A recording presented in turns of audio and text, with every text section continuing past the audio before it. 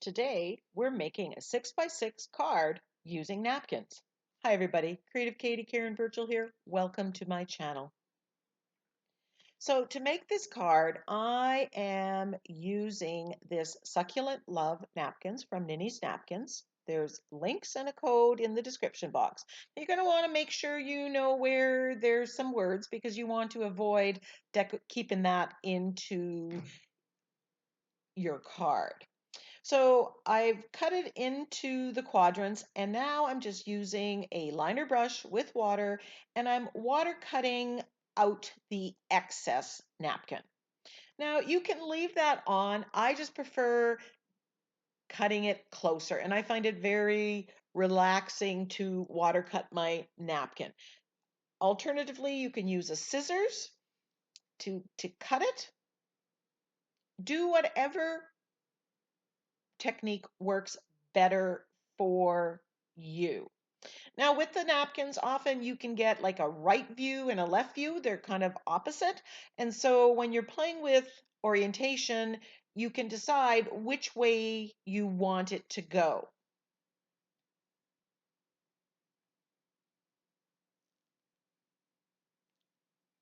So I just put the water on. Now, one of the mistakes that people will make here that will cause them frustration is having too much water on the brush. It doesn't need to be dripping wet because if it's dripping wet, it's just going to soak through the napkin and more is going to rip off.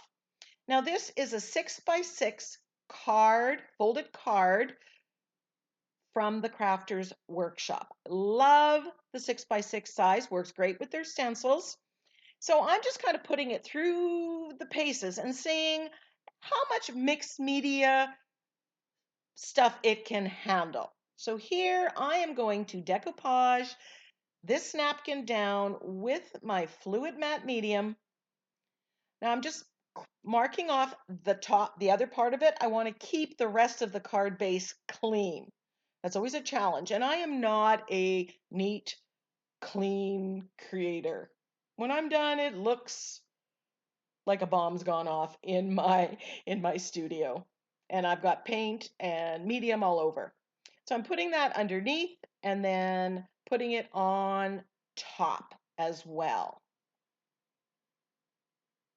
Now the TCW card is cardstock and they say it can handle watercolor and but I don't do watercolor. So I wanted to see how it stood up. Does it warp? Does it keep its shape? And yes, it does.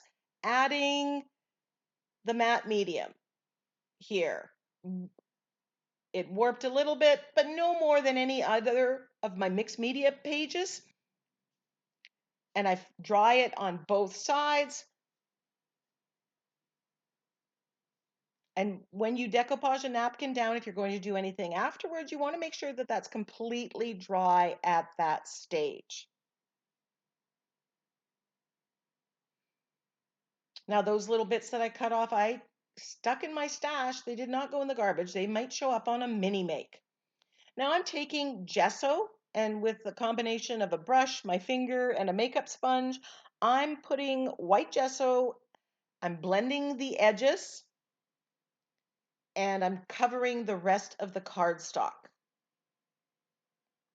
just to prepare it to take other mediums. And that's a step that will help the cardstock take other mediums. Now, there's not a whole lot of space left after the napkin, so I'm not doing a whole lot here. But stay tuned. I do something that I don't do very often, but I love, love, love how it turned out.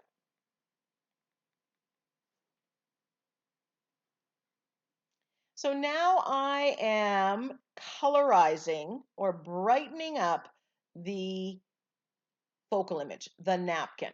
And I'm using white gesso, covering it up, and then matching the colors that I see to the colors that I have. Sometimes that means I add a little bit of gray to it.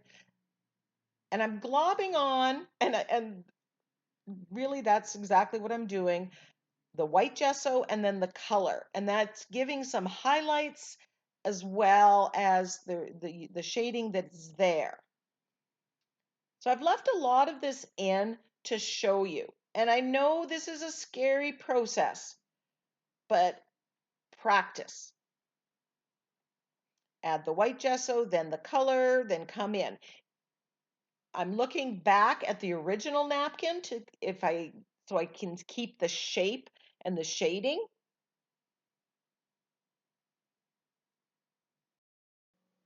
One thing I noticed in the original napkin is they have some of the colors on the blue succulent that have the purple, and the blue is also on the pink, and the coral color is on the green. And so I'm using that information from the original artist and incorporating that as I'm painting over this.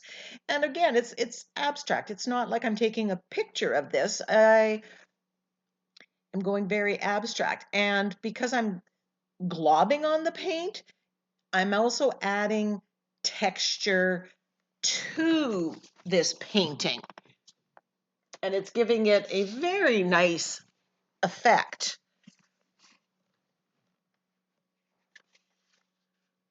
And if you watch a lot of my napkin journals, this is something that I do a lot of because I really like the effect of it.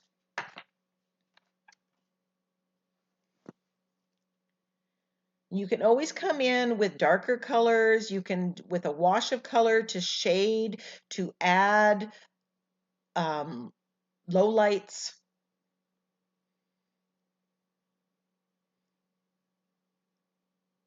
As well. It's kind of making it your own. And maybe by doing this, I could practice on here and paint a succulent, and then maybe attempt just painting my succulent from scratch after doing some of these and following off the napkin and using the napkin as the guide. The colors in this Succulent Love napkin are so soft and pastel. I just love the feel, and I think that's why I selected this napkin.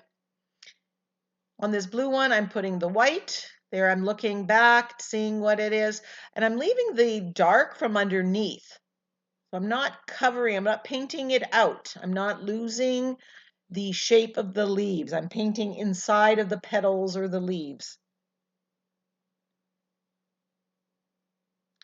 Now, the whole time I'm doing this, I'm thinking to myself, oh, what am I going to do with that little bit of background that's there? There's not much left. The napkin is taking up most of the background.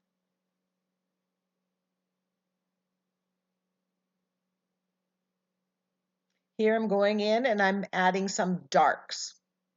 Dark with the color, a little bit of a wash of the color. I'm just using a watered down paint, the acrylic paint, but you could use your Inktense pencils or blocks.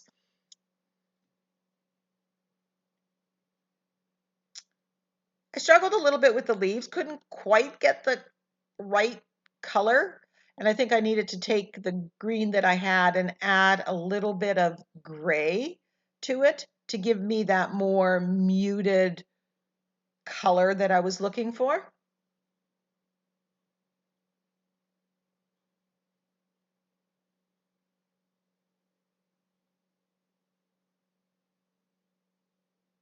But you just keep working it until it looks right.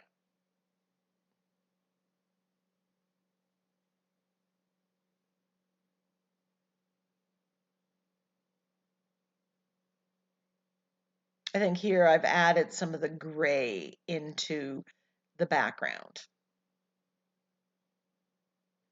I left all this in because people want to know see the different flowers and get an idea of how to use this technique with this napkin.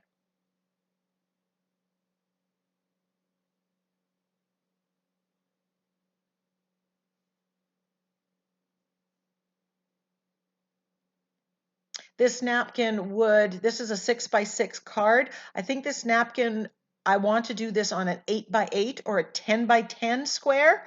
I think that would give me a little bit more background to do more or different techniques. So there is the close-up of it, and you can see the texture and the highlights by the white gesso. I love this look, and I hope you give this technique a try. So now that that's done, I decided I need to do something to the background, but again, there's not much space. So I grabbed this ethereal stencil, my archival ink, and my blending brush, and I am just stenciling with that. That gives a very light effect. It's a great way of getting the fine script or print. And even though it's black archival ink, when I put it on, it has that purple tinge to it. So now I'm using it to shade around the outside edge. And it was like, oh, this is just great. Everything kind of came together when I did that. And I'm cleaning the glass mat because I don't want this to transfer onto other parts of the card.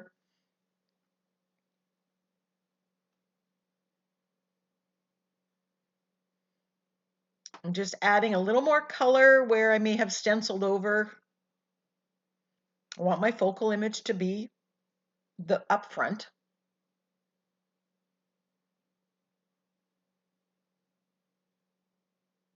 And some of that stenciling went on top and I wanted to get rid of it. So I pushed it back. And I'm just putting some of the other motif here, the little flower.